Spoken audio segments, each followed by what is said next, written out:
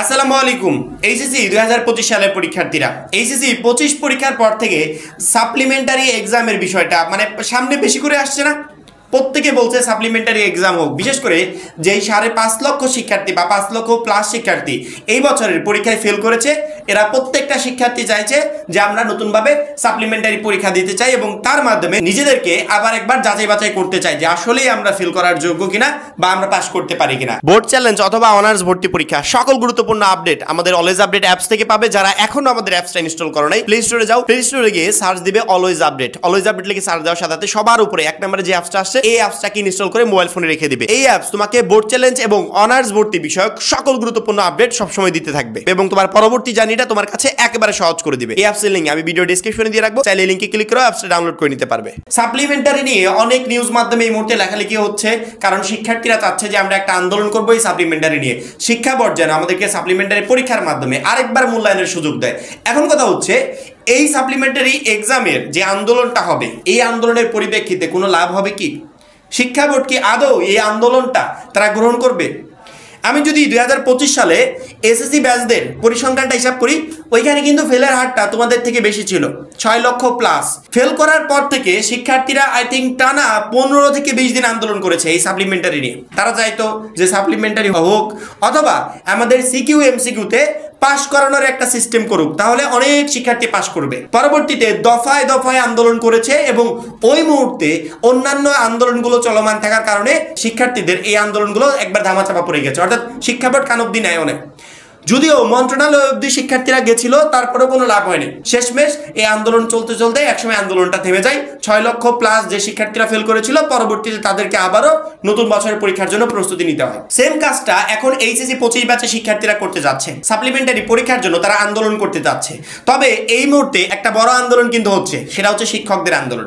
শিক্ষকদের এই আন্দোলনও ওই শিক্ষা বোর্ডকে ঘিরে, শিক্ষকদের আন্দোলনও ওই শিক্ষা মন্ত্রণালয় ঘিরে, ওই শিক্ষা উপদেষ্টাকে ঘিরে।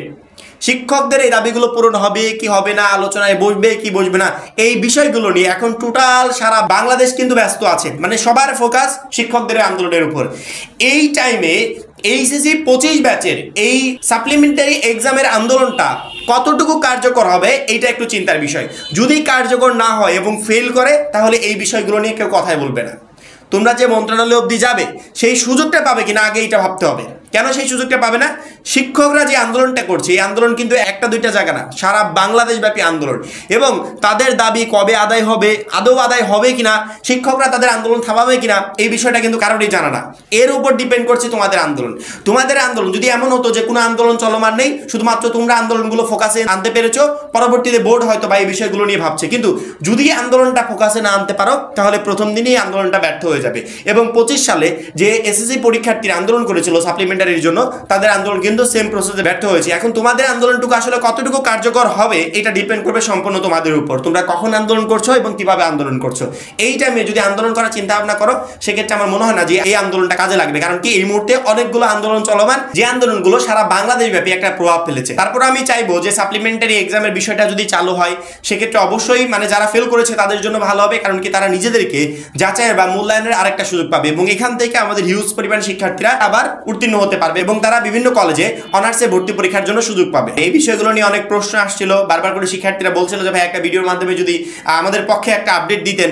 আমরা যখন এসএসসি 25 ব্যাচকে নিয়ে ভিডিও বানিয়েছিলাম, তাদের পক্ষে কিন্তু অনেকগুলো ভিডিও বানিয়েছি, প্রায় 20 থেকে 25টা আমি সাপ্লিমেন্টারি এক্সাম বা তুমি সিকিউ এমসিকিউ পাশের কথা বলো, এই রিলেটেড ভিডিও বানিয়েছি। শিক্ষার্থীদের আন্দোলনগুলো আমরা আমাদের চ্যানেলের মাধ্যমে, ভিডিওর মাধ্যমে মানুষের মাঝে তুলে ধরেছি যে শিক্ষার্থীরা অমুক তারিখে অমুক জায়গায় আন্দোলন করবে। এই নিউজগুলো সবার কাছে পৌঁছে দিয়েছি, কিন্তু পরবর্তীতে কোনো লাভ হয় নাই। তারপরে যে সময়ে তোমরা আন্দোলনটা করতে যাচ্ছ, আসলে সময়টা তোমাদের অনুকূলে না, আর অনুকূলে না থাকার কারণে হয়তো বা এই আন্দোলনটা ব্যর্থ হওয়ার সম্ভাবনা প্রায় 80%। তারপরেও আমরা চেষ্টা করবো তোমাদের সকল নিউজগুলো কভার করার জন্য, সকল নিউজগুলো সারা বাংলাদেশের শিক্ষার্থী বা শিক্ষা মন্ত্রণালয়ের কাছে পৌঁছে দেওয়ার জন্য আমাদের পক্ষ থেকে যতটুকু করা সম্ভব হয় ইনশাল্লাহ আমরা করার চেষ্টা করবো। আশা করি প্রত্যেকটা শিক্ষার্থী বুঝতে পেরেছো। এখন এই পর্যন্তই। পরবর্তী ভিডিওর জন্য অবশ্যই চ্যানেলটাকে সাবস্ক্রাইব করে রাখবে। সবাই ভালো থাকবে, সুস্থ থাকবে।